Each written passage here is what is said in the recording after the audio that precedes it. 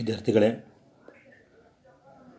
ಇದುವರೆಗೂ ಸ್ಥಳೀಯ ಸರ್ಕಾರದ ಮಹತ್ವದ ಬಗ್ಗೆ ನಾವು ತಿಳ್ಕೊಂಡಿದ್ವಿ.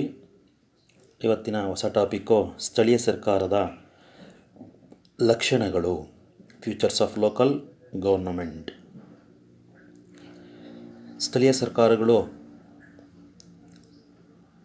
ಬಹಳ ಮಹತ್ವಪೂರ್ಣವಾಗಿರ್ತಕ್ಕಂಥ ಸ್ಥಾನಮಾನವನ್ನು ಭಾರತ ದೇಶದಲ್ಲಿ ಪಡ್ಕೊಂಡಿದ್ದಾವೆ. ಅದಕ್ಕೆ ಕಾರಣ ಏನಪ್ಪ ಅಂತಂದರೆ, ಸ್ಥಳೀಯ ಸರ್ಕಾರಗಳ ಮಹತ್ವದ ಬಗ್ಗೆ ತಿಳ್ಕೊಂಡಿರ್ತಕ್ಕಂಥ ಕೆಲವು ಸರ್ಕಾರಿ ವ್ಯವಸ್ಥೆಯಲ್ಲಿ ಅದರಲ್ಲೂ ಕೂಡ ಭಾರತದ ಸರ್ಕಾರ ಅಂತಕ್ಕಂಥದ್ದೇನಿದೆ, ಆ ಸ್ಥಳೀಯ ಸರ್ಕಾರಗಳು ಎಷ್ಟು ಕಾರ್ಯಶೀಲತೆಯಿಂದ ಕೆಲಸ ಮಾಡ್ತಾ ಇದ್ದಾವೆ ಅಂತಕ್ಕಂಥದ್ದನ್ನು ನಮಗೆ ಅರ್ಥ ಮಾಡಿಸ್ಕೊಟ್ಟಿದ್ದಾವೆ. ಹಾಗಾಗಿ ಆ ಸ್ಥಳೀಯ ಸರ್ಕಾರದ ಮಹತ್ವದ ಬಗ್ಗೆ ನಾವು ತಿಳ್ಕೊಂಡಿದ್ವಿ. ಇವತ್ತಿನ ಕ್ಲಾಸಲ್ಲಿ ಸ್ಥಳೀಯ ಸರ್ಕಾರದ ಲಕ್ಷಣಗಳು. ಭಾರತ ದೇಶ ಪ್ರಜಾಪ್ರಭುತ್ವ ರಾಷ್ಟ್ರ. ಇಂಥ ಒಂದು ಪ್ರಜಾಪ್ರಭುತ್ವ ರಾಷ್ಟ್ರದಲ್ಲಿ ಸ್ಥಳೀಯ ಸರ್ಕಾರದ ಮಹತ್ವ ಎಲ್ಲರಿಗೂ ಕೂಡ ಗೊತ್ತಿರತಕ್ಕಂಥ ಒಂದು ವಿಚಾರವೇ. ಸ್ಥಳೀಯ ಸರ್ಕಾರಗಳು ಹೆಚ್ಚು ಕಾರ್ಯಾತ್ಮಕವಾಗಿ ಕಾರ್ಯವನ್ನು ನಿರ್ವಹಿಸ್ತಿರ್ತಕ್ಕಂಥದ್ದನ್ನು ನಾವು ಇವತ್ತು ಕೂಡ ಕಾಣ್ತೀವಿ. ಅದಕ್ಕೆ ಮೂಲ ಕಾರಣ ಸ್ಥಳೀಯ ಸರ್ಕಾರಗಳನ್ನು ಜಾರಿಗೆ ತಂದಿರತಕ್ಕಂಥ ಉದ್ದೇಶವೇ ಹೌದು. ಸ್ಥಳೀಯ ಸರ್ಕಾರಗಳು ಇವತ್ತು ಹಲವಾರು ಜನರಿಗೆ ಸ್ವಾವಲಂಬಿ ಜೀವನವನ್ನು ನಡೆಸ್ಕೊಳ್ಳಿಕ್ಕೆ ಮುಕ್ತ ಅವಕಾಶಗಳನ್ನು ಕಲ್ಪಿಸಿ ಕೊಟ್ಟಿದ್ದಾವೆ. ಹಾಗಾಗಿ ಈ ಸ್ಥಳೀಯ ಸರ್ಕಾರಗಳು ಅಂತಕ್ಕಂಥವುಗಳು ಭಾರತದ ಪ್ರಜಾಪ್ರಭುತ್ವ ವ್ಯವಸ್ಥೆಯಲ್ಲಿ ಒಂದು ಹೊಸ ಮನ್ವಂತರಕ್ಕೆ ನಾಂದಿ ಆಡಿದವೆ ಅಂತ ಹೇಳಿದ್ರೂ ಕೂಡ ತಪ್ಪಾಗಲಾರದು. ಯಾಕೆಂತಂದರೆ ಇವತ್ತು ಅತ್ಯಂತ ಯಶಸ್ವಿಯಾಗಿ ಕಾರ್ಯವನ್ನು ನಿರ್ವಹಿಸ್ತಾ ಇದ್ದಾವೆ ಅಂತಂದರೆ ಅದು ಸ್ಥಳೀಯ ಸರ್ಕಾರಗಳಿಗೆ ಹೆಚ್ಚು ಮಹತ್ವವನ್ನು ಕೊಟ್ಟಿರ್ತಕ್ಕಂಥದ್ದು ಮತ್ತು ಸ್ಥಳೀಯ ಸರ್ಕಾರಗಳಿಗೆ ಹೆಚ್ಚು ಅಧಿಕಾರವನ್ನು ಹಸ್ತಾಂತರವನ್ನು ಮಾಡಿರ್ತಕ್ಕಂಥದ್ದೇ ಕಾರಣ ಆಗ್ಬೋದು.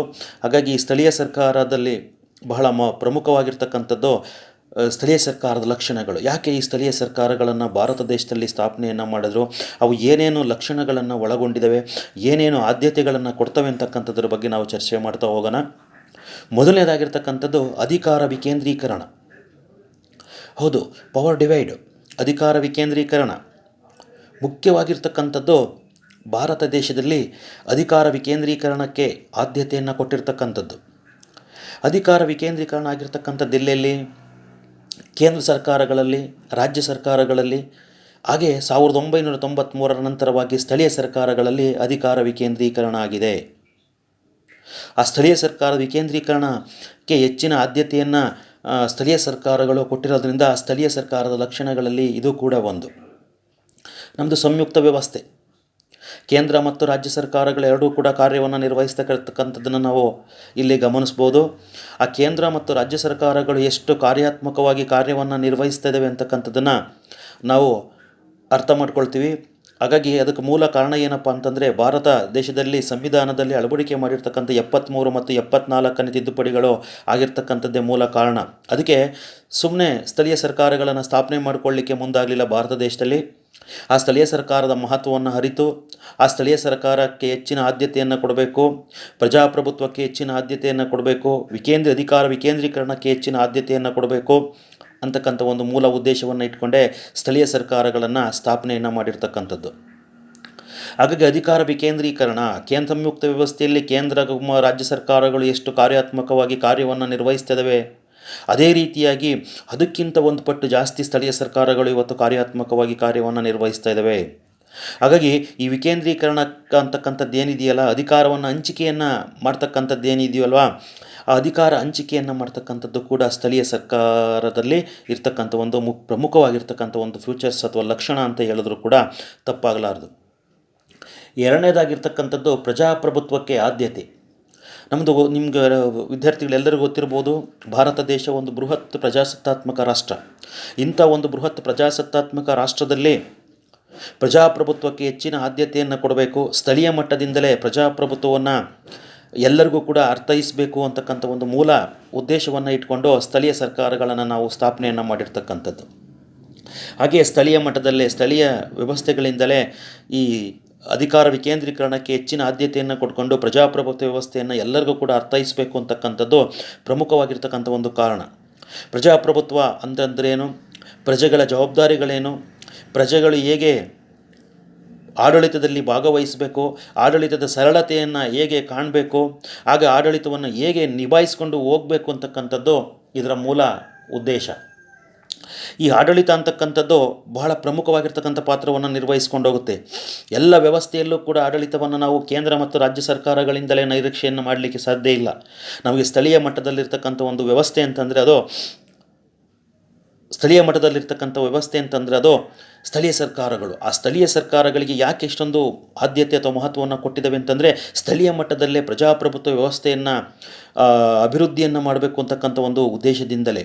ಪ್ರಜಾಪ್ರಭುತ್ವ ಅಂದ್ರೇನು, ಪ್ರಜೆಗಳ ಕರ್ತವ್ಯಗಳೇನು, ಪ್ರಜೆಗಳ ಆದ್ಯತೆಗಳೇನು, ಪ್ರಜೆಗಳ ಕಷ್ಟ ಸುಖಗಳೇನು, ಪ್ರಜೆಗಳು ಮತ್ತು ಸರ್ಕಾರದ ನಡುವೆ ಏನು ಸಂಬಂಧ ಇದೆ, ಅದನ್ನೆಲ್ಲದನ್ನೂ ಕೂಡ ಬಲಪಡಿಸಬೇಕು ಅಂತಕ್ಕಂಥ ಒಂದು ಮೂಲ ಉದ್ದೇಶವನ್ನು ಇಟ್ಕೊಂಡೇ ಪ್ರಜಾಪ್ರಭುತ್ವಕ್ಕೆ ಆದ್ಯತೆಯನ್ನು ಕೊಡಬೇಕು ಅಂತಕ್ಕಂಥ ಒಂದು ಉದ್ದೇಶದಿಂದಲೇ ಸ್ಥಳೀಯ ಸರ್ಕಾರಗಳ ಸ್ಥಾಪನೆಯನ್ನು ಮಾಡಲಾಯಿತು. ಹಾಗಾಗಿ ಸ್ಥಳೀಯ ಸರ್ಕಾರಗಳನ್ನು ಪ್ರಜಾಪ್ರಭುತ್ವಕ್ಕೆ ಆದ್ಯತೆಯನ್ನು ಕೊಟ್ಕೊಂಡು ಪ್ರಜೆಗಳ ಜವಾಬ್ದಾರಿಗಳೇನು, ಪ್ರಜೆಗಳು ಹೇಗೆ ಕಾರ್ಯಪ್ರವೃತ್ತಿಯಿಂದ ಕೆಲಸವನ್ನು ನಿರ್ವಹಿಸ್ಕೊಂಡು ಹೋಗಬೇಕು ಅಂತಕ್ಕಂಥದ್ದನ್ನು ತಿಳಿಸ್ಲಿಕ್ಕೋಸ್ಕರವಾಗಿ ಸ್ಥಳೀಯ ಸರ್ಕಾರಗಳು ಸ್ಥಾಪನೆ ಆಗಿದ್ದಾವೆ. ಹಾಗಾಗಿ ಇದು ಕೂಡ ಸ್ಥಳೀಯ ಸರ್ಕಾರದಲ್ಲಿ ಪ್ರಮುಖವಾಗಿರ್ತಕ್ಕಂಥ ಒಂದು ಲಕ್ಷಣ. ಮೂರನೇದಾಗಿರ್ತಕ್ಕಂಥದ್ದು ರಾಜಕೀಯ ಅರಿವು. ನಮಗೆ ಸ್ಥಳೀಯ ಮಟ್ಟದಲ್ಲಿ ರಾಜಕೀಯ ಅಂತಂದ್ರೆ ಏನು, ಕೇಂದ್ರ ಸರ್ಕಾರಗಳು ಅಂದ್ರೇನು, ರಾಜ್ಯ ಸರ್ಕಾರಗಳಂದ್ರೇನು ಅಂತಕ್ಕಂಥದ್ದು ಎಲ್ಲರಿಗೂ ಕೂಡ ಗೊತ್ತಿರೋದಿಲ್ಲ. ಅದಕ್ಕೋಸ್ಕರವಾಗಿ ಆ ರಾಜಕೀಯ ವ್ಯವಸ್ಥೆ ಹೇಗೆ ರಚನೆಯನ್ನು ಮಾಡಬೇಕು, ಸ್ಥಳೀಯ ವ್ಯವಸ್ಥೆ ಸ್ಥಳೀಯ ಜನರಿಂದಲೇ ಸ್ಥಾಪನೆ ಆಗೋದ್ರಿಂದ ರಾಜಕೀಯ ವ್ಯವಸ್ಥೆ, ರಾಜಕೀಯ ಚಟುವಟಿಕೆಗಳಲ್ಲಿ ಜನರು ಹೇಗೆ ಭಾಗಿಯಾಗಬೇಕು, ಸರ್ಕಾರ ಮತ್ತು ಜನರ ನಡುವೆ ಏನು ಸಂಬಂಧ ಇದೆ, ಪ್ರಜಾಪ್ರಭುತ್ವಕ್ಕೂ ಅಂದರೆ ಏನು, ಪ್ರಜಾಪ್ರಭುತ್ವಕ್ಕೂ ಸರ್ಕಾರಕ್ಕೂ ಏನು ಸಂಬಂಧ ಇದೆ, ಪ್ರಜಾಪ್ರಭುತ್ವವನ್ನು ಯಾಕೆ ಸ್ಥಾಪನೆಯನ್ನು ಮಾಡಿದ್ರು, ಹಾಗೆ ರಾಜಕೀಯ ಶಿಕ್ಷಣ ಅಂತಕ್ಕಂಥದ್ದು ಏನಿದೆಯಲ್ವಾ, ಆ ರಾಜಕೀಯ ಶಿಕ್ಷಣವನ್ನು ಬೆಳೆಸುವಲ್ಲಿ ಬಹಳ ಪ್ರಮುಖವಾಗಿರ್ತಕ್ಕಂಥ ಪಾತ್ರವನ್ನು ಸ್ಥಳೀಯ ಸರ್ಕಾರಗಳು ನಿರ್ವಹಿಸ್ಕೊಂಡು ಹೋಗ್ತಾ ಇದ್ದಾವೆ. ಹಾಗಾಗಿ ಈ ರಾಜಕೀಯ ವ್ಯವಸ್ಥೆಗಳನ್ನು ಹೇಗೆ ಸ್ಥಾಪನೆಯನ್ನು ಮಾಡಿಕೊಳ್ಬೇಕು, ರಾಜಕೀಯ ವ್ಯವಸ್ಥೆಗೆ ಏನೇನು ಆದ್ಯತೆಗಳನ್ನು ಕೊಡಬೇಕು ಅಂತಕ್ಕಂಥ ಒಂದು ಮೂಲ ಉದ್ದೇಶವನ್ನು ಇಟ್ಕೊಂಡೇ ಈ ಸ್ಥಳೀಯ ಸರ್ಕಾರಗಳನ್ನು ಸ್ಥಾಪನೆಯನ್ನು ಮಾಡಿರ್ತಕ್ಕಂಥದ್ದು. ನೆಕ್ಸ್ಟ್ 4ನೇದಾಗಿರ್ತಕ್ಕಂಥದ್ದು ಸ್ವಾವಲಂಬನೆಗೆ ಪ್ರೋತ್ಸಾಹ. ಇದು ಬಹಳ ಪ್ರಮುಖವಾಗಿರ್ತಕ್ಕಂಥ ಅಂಶ ವಿದ್ಯಾರ್ಥಿಗಳೇ. ನಾವು ಸ್ವಾವಲಂಬಿ ಜೀವನವನ್ನು ನಡೆಸಬೇಕಾದ್ರೆ ಮನುಷ್ಯ ಹೇಗೆ ನಡೆಸಬೇಕು, ಸ್ವಾವಲಂಬಿ ಜೀವನವನ್ನು ಹೇಗೆ ಕಟ್ಕೊಳ್ಬೇಕು, ಆ ಸ್ಥಳೀಯ ಮಟ್ಟದಲ್ಲೇ ಅದನ್ನು ಅರಿವನ್ನು ಮೂಡಿಸ್ತಕ್ಕಂಥ ಒಂದು ಕೆಲಸವನ್ನು ಸ್ಥಳೀಯ ಸರ್ಕಾರಗಳು ಮಾಡ್ತವೆ.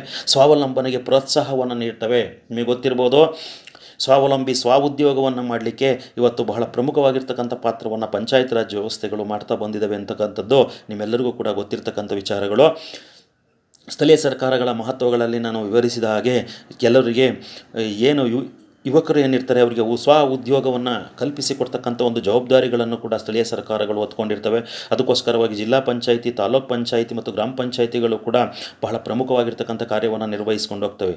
ಸ್ವಾವಲಂಬಿ ಜೀವನವನ್ನು ನಡೆಸಲಿಕ್ಕೆ ಯುವಕರಿಗೆ ಕೆಲವೊಂದು ಉಚಿತವಾಗಿರ್ತಕ್ಕಂಥ ಟ್ರೈನಿಂಗನ್ನು ಕೊಡ್ತಕ್ಕಂಥದ್ದನ್ನು ನಾವು ಕಾಣ್ತೀವಿ. ಉದಾಹರಣೆಗೆ ಪಶುಸಂಗೋಪನೆಗೆ ಆದ್ಯತೆಯನ್ನು ಕೊಡ್ತಕ್ಕಂಥದ್ದು, ಹೈನುಗಾರಿಕೆಗೆ ಆದ್ಯತೆಯನ್ನು ಕೊಡ್ತಕ್ಕಂಥದ್ದು, ಕೋಳಿ ಸಾಕಾಣೆಗೆ ಆದ್ಯತೆಯನ್ನು ಕೊಡ್ತಕ್ಕಂಥದ್ದು, ಮೀನು ಸಾಕಾಣೆಗೆ ಆದ್ಯತೆಯನ್ನು ಕೊಡ್ತಕ್ಕಂಥದ್ದು, ಕುರಿ ಸಾಕಾಣಿಕೆಗೆ ಆದ್ಯತೆಯನ್ನು ಕೊಡ್ತಕ್ಕಂಥದ್ದು, ಇವೆಲ್ಲವೂ ಕೂಡ ನಮಗೆ ಗೊತ್ತಿರ್ತಕ್ಕಂಥ ಒಂದು ವಿಚಾರಗಳೇ.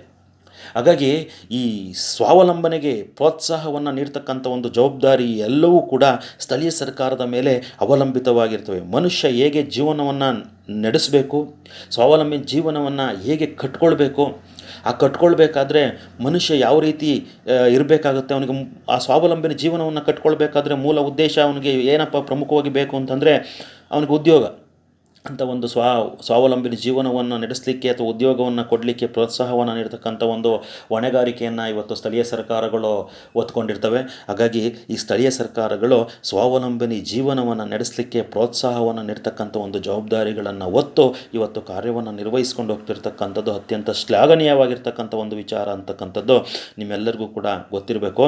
ಹಾಗಾಗಿ ಮೊದಲನೇದಾಗಿರ್ತಕ್ಕಂಥದ್ದು ಅಧಿಕಾರ ವಿಕೇಂದ್ರೀಕರಣ, ಎರಡನೇದಾಗಿರ್ತಕ್ಕಂಥದ್ದು ಪ್ರಜಾಪ್ರಭುತ್ವಕ್ಕೆ ಆದ್ಯತೆ, ಮೂರನೇದಾಗಿರ್ತಕ್ಕಂಥದ್ದು ರಾಜಕೀಯ ಅರಿವು, ನಾಲ್ಕನೇದಾಗಿರ್ತಕ್ಕಂಥದ್ದು ಸ್ವಾವಲಂಬನೆಗೆ ಪ್ರೋತ್ಸಾಹ. ಇಷ್ಟು ಇವತ್ತಿನ ಕ್ಲಾಸಲ್ಲಿ ಇಷ್ಟು ಪಾಯಿಂಟ್ಗಳನ್ನು ಎಕ್ಸ್ಪ್ಲೇನ್ ಮಾಡಿರ್ತೀನಿ ವಿದ್ಯಾರ್ಥಿಗಳೇ. ಇದು 15 ಮಾರ್ಕ್ಸಿಗೆ ಬೀಳ್ತಕ್ಕಂಥ ಒಂದು ಕ್ವಶನ್ನು. ಅಥವಾ 10 ಮಾರ್ಕ್ಸಿಗೆ ಕೇಳ್ತಕ್ಕಂಥ ಒಂದು ಕ್ವಶನ್ನು ತುಂಬ ಇಂಪಾರ್ಟೆಂಟ್ ಕ್ವಶನ್ನು. ಈ ಕ್ವಶನ್ಗಳನ್ನು, ಈ ಪಾಯಿಂಟ್ಸ್ಗಳನ್ನು ನೋಟ್ ಮಾಡ್ಕೊಳ್ಳಿ. ನೋಟ್ ಮಾಡ್ಕೊಂಡು ಅದಕ್ಕೆ ಎಕ್ಸ್ಪ್ಲೇನ್ನ ನಾನು ಈಗ ಕೊಟ್ಟಿರ್ತೀನಿ. ಇದನ್ನು ಅರ್ಥ ಮಾಡ್ಕೊಂಡು, ಇದನ್ನು ಅರ್ಥೈಸ್ಕೊಂಡು ಎಕ್ಸ್ಪ್ಲೇನ್ ಕೊಡಲಿಕ್ಕೆ ಪ್ರಯತ್ನವನ್ನು ಮಾಡಬೇಕು. ಹಾಗಾಗಿ ಈ 4 ಪಾಯಿಂಟ್ಸನ್ನು ಎಕ್ಸ್ಪ್ಲೇನ್ ಮಾಡಿರ್ತೀನಿ. ಉಳಿದಿರ್ತಕ್ಕಂಥ 5ನೇ ಪಾಯಿಂಟ್ಸಿಂದ ನೆಕ್ಸ್ಟ್ ಕ್ಲಾಸಲ್ಲಿ ಎಕ್ಸ್ಪ್ಲೇನ್ ಮಾಡ್ತೀನಿ ವಿದ್ಯಾರ್ಥಿಗಳೇ. ಹಾಗಾಗಿ ಇಲ್ಲಿಗೆ ಇವತ್ತಿನ ಆನ್ಲೈನ್ ಕ್ಲಾಸನ್ನು ಮುಗಿಸ್ತಾ ಇದ್ದೀನಿ ವಿದ್ಯಾರ್ಥಿಗಳೇ. Thank you.